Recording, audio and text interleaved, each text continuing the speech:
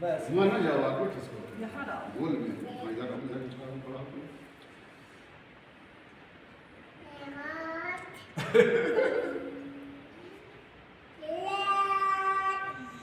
श्रीपथाराय अस्मान् विश्वानि देवो वयुनानि विद्वान् युयोध्यस्मजुहुराणमेनो भूयिष्ठां ते नमः मुक्तिं विधेम।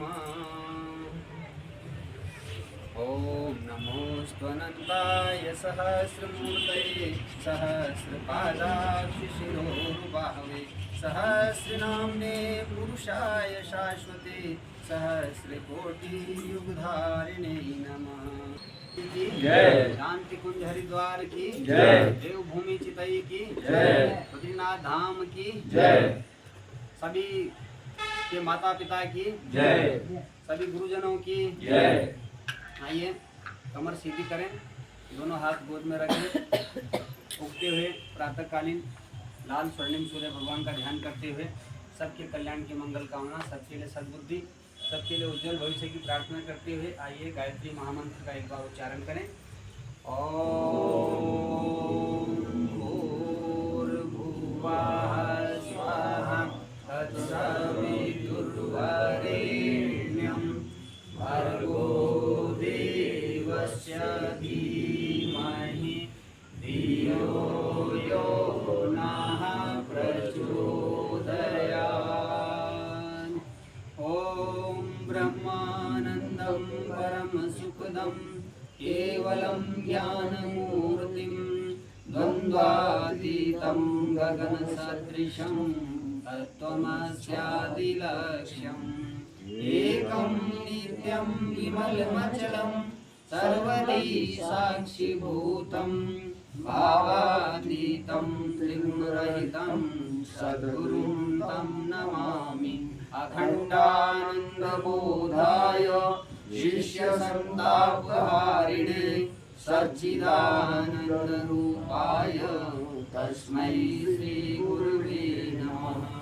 लक्ष्मीर्मेधाधरा पुष्टि गौरी तुष्टिः प्रभावृते एताभिः पाहि तन्भिः अष्टाभिर्मां सरस्वती। सरस्वत्यै नमो नित्यं भद्रकाल्यै नमो नमः। वेद वेदान्त वेदांग विद्यास्थानेभ्यैव च मातस्त्वदीयपदपङ्कजभक्तियुक्ता ये त्वां भजन्ति निखिलानपरान् विहाय। ते निर्जरत्वमिह यान्ति कलेवरेण भुवन् वायुगगनां भुवि निर्मितेन। व्यासरूपाय विष्णवे नमो वै ब्रह्मनिधये वासिष्ठाय नमो नमः। नमोऽस्तु ते व्यासविशालबुद्धे फुल्लारविन्दाय कपात्रनेत्र येन त्वया भारततैलपूर्णः प्रज्वालितो ज्ञानमया प्रदीपः। प्रज्वालितो ज्ञानमया प्रदीपः।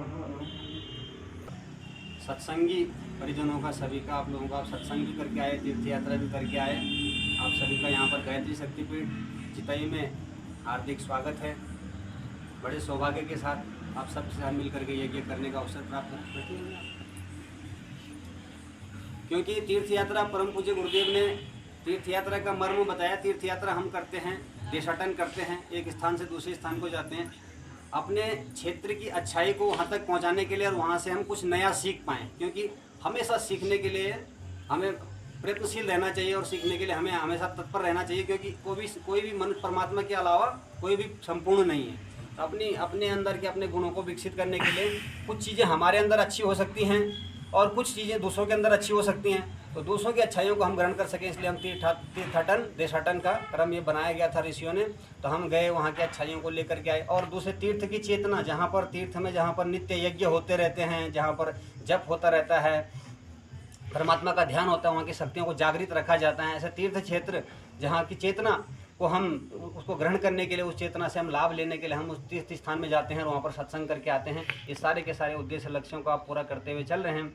बद्रीनाथ जैसे पावन धाम से आप लोग आए हैं और आपके अंदर तीर्थ यात्रा और सत्संग की जो चेतना आपके अंदर जागृत हो रही है, उसी चेतना के साथ, उसी चेतना का सभी हम आप परिजन आपस में लाभ लेते हुए आइए यज्ञ का क्रम आगे बढ़ाते हैं। और साथ ही हम एक चीज़ ध्यान रखें, हम लोग बचपन में हम लोगों ने रामायण हमने पढ़ना शुरू किया, तो रामायण एक पूजनीय ग्रंथ के रूप में हम इसको जानते हैं। रामायण की हम पूजा करते हैं, पूजा स्थल पर रखते हैं, उसकी पूजा करते हैं। लेकिन जब हमने उसको पढ़ना शुरू किया, अब अवसर मिला पढ़ने का, तो उसको पढ़ने के उसमें अंदर क्या लिखा हुआ वो जानने की कोशिश की, तो हमें बड़ा आश्चर्य हुआ। आश्चर्य क्या हुआ कि ये जो रामायण का नायक है, ये इसकी हम पूजा करते हैं, अक्षत पुष्प चढ़ाते हैं, वंदना करते हैं, स्तुति करते हैं, लेकिन ये तो युद्ध करता है, तो लड़ाई लड़ता है, हिंसा करता है। हिंसा की कभी कोई प्रशंसा नहीं करते हैं, हिंसा की प्रशंसा नहीं की जाती है, हिंसा की हमेशा निंदा की जाती है, करते हैं ना। लेकिन यहाँ हिंसा है और उसको पूजा जा रहा है। फिर कुछ और बड़े हुए, कुछ समय अवसर मिला तो गीता, रामायण जैसे, महाभारत जैसे ग्रंथों को पढ़ने का, उन कथाओं को श्रवण करने का अवसर मिला। वहाँ भी लगा महाभारत का उसका नायक वो युद्ध लड़ता है, दूसरों को लड़वाता है। जो युद्ध नहीं भी करना चाहता है, जो कहता है कि हम क्यों हिंसा करें, तो वो अर्जुन बोल रहा है कि हम हिंसा क्यों करें, हिंसा तो अच्छी नहीं है, एक ऐसा हमको इसमें इस पाप की कर्म में मत धकेलिए। तो वो कहते हैं कि नहीं, क्षुद्रम हृदयम दौर्बल्यम, उनको गाली दे करके, उनको प्रताड़ित करके, वो कठोर शब्दों में उनको कहते हैं, निंदा करते हैं कि तुम इसके लिए युद्ध के लिए तैयार, उनको युद्ध करने के लिए प्रेरित कर रहे हैं। और कितने सारे बचपन से ही उन्होंने इतनी हिंसा की, असुरों का इतना हिंसा करना शुरू कर दिया था, और बचपन से ही कई असुरों का उन्होंने मार गिराया। कंस जैसे अपने मामा तक को मार दिया। बड़ा आश्चर्य हुआ कि जो जिस नायक की हम पूजन करते हैं, जिसको हम पूजा करते हैं, वो हिंसा करता है, वो युद्ध करता है, युद्ध लड़ता है। तो धीरे धीरे गुरुदेव का संरक्षण प्राप्त हुआ, हमारा समाधान होता चला गया। समाधान ये होता चला गया कि एक गुरुदेव का एक गीत भी है, संग्राम जिंदगी है लड़ना इसे पड़ेगा, जो लड़ नहीं सकेगा वो आगे नहीं बढ़ेगा। लड़ना पड़ेगा, बिना लड़े केवल पूजा पाठ कर देने से, अक्षत चढ़ा देने से, तीर्थ यात्रा, नंगे पांव तीर्थ यात्रा कर देने से, दंडवत यात्रा करते हैं लोग, दंडवत यात्रा लेटते हैं, फिर खड़े होते हैं, फिर जितना नाप के आगे बढ़े उतने उससे आगे बढ़ते हैं, इतने कठिन तीर्थ यात्रा कर लेते हैं। और अक्षत पुष्प चढ़ा करके हम निरंतर हम भगवान की पूजा स्तुति करते चले जा रहे हैं। तो क्या इससे भगवान प्रसन्न हो जाएंगे, क्या हमारा लक्ष्य पूरा हो जाएगा? तो हमको ये जो नायक हैं, हमारे जो धर्म ग्रंथ हैं, और जो इनके नायकों से हमको सीखना चाहिए कि उनसे क्या प्रेरणा मिलती है कि लड़ना, संग्राम जिंदगी, वो उसको लड़ना पसंद। जब भी भगवान आएंगे, जब भी भगवान का अवतरण होगा, और अभी हुआ ही है, आधुनिक ये परम पूज्य गुरुदेव के रूप में प्रज्ञा अवतार के रूप में हुआ है। तो जब भी भगवान आएंगे तो लड़ने के लिए प्रेरित करेंगे, और वो लड़ेंगे, लड़ने के साथ में सौरों को तैयार करेंगे। भगवान राम ने वानरी सेना बनाई थी, और भगवान कृष्ण ने महाभारत का युद्ध करवाया था। तो लड़ने, अपने भक्तों को लड़ने के लिए तैयार करेंगे। लेकिन अब सोचना विचारना ये पड़ेगा कि लड़ना किससे पड़ेगा। क्या हम अपने आपस में लड़ना पड़ेगा, किससे लड़ना पड़ेगा? उन्होंने किससे लड़ा था? वो किससे लड़े थे? वो असुरों से लड़े थे। असुर बुराइयों के प्रतीक हैं, बुराइयों से लड़ना पड़ेगा। अब बुराई कौन सी बुराई से? जो सबसे नज़दीक हमारी बुराई जो हमारे आने वाली है, उससे लड़ा जाए। दूसरों की बुराई, परिवार की बुराई से भी लड़ना है, समाज की बुराई से भी लड़ना है, लेकिन सबसे पहले व्यक्तिगत अपने अंदर की बुराई से हम लड़ना शुरू करें। तो वो अगर हम वो लड़ाई सीख सकें इन धर्म ग्रंथों के नायकों से, वो लड़ना हम अगर सीख सके, तो हमारे जीवन की सार्थकता उससे सिद्ध हो सकती है। लड़ना अपनी बुराइयों से, अपने आलस्य से, अपने अहंकार से, अपने व्यसनों से, अपनी कुरीतियों से, अपने भ्रष्टाचार से, अपने अंदर के भ्रष्टाचार से। कहते हैं ना, वो स्कूल में एक स्कूल की घटना आती है कि स्कूल में गए, स्कूल में बच्चों को संदेश, प्रधानाचार्य ने बोला कि स्कूल में फंक्शन है, तो उनसे बोला कि 10-10 रुपये सब बच्चों से इकट्ठा करवा दीजिए। तो प्रधानाचार्य जी का संदेश लेकर के अध्यापकों ने अपने बच्चों को क्या क्या संदेश सुनाया, अपने अपनी कक्षा के बच्चों को क्या संदेश सुनाया कि 20-20 रुपये यहाँ पर फंक्शन हो रहा है और 20-20 रुपये लेकर के आना है। बच्चा घर में गया, अपनी माँ से बोला कि माता जी स्कूल में 30 रुपये मंगाया है। हर आदमी अपना 10-10 रुपये कमीशन बनाता चला जा रहा है। और उसके बाद में माता जी क्या कर रहे हैं, घर के जो मुखिया हैं, बच्चे के पिता से कहते हैं कि बच्चों के स्कूल में फंक्शन है, 40 रुपया मंगाया है। तो क्या हो रहा है? भ्रष्टाचार कोई बड़े स्तर की चीज़ नहीं। भ्रष्टाचार बड़े नेता करते हैं, भ्रष्टाचार बड़े इंजीनियर करते हैं, बड़े डॉक्टर करते हैं, ऐसा नहीं। भ्रष्टाचार जो है व्यक्तिगत स्तर पर जनजीवन में घुल चुका है। हम अपने जीवन को देखें, जो हम ड्यूटी पर जाते हैं और हमको हमारा जो बॉस है, हमारा जो सुपरवाइजर है, वो हमको देख नहीं रहा है और हम उस समय थोड़ी देर जो आलस करके काम के प्रति हम जो जी चुरा लेते हैं, ये भी तो चोरी है।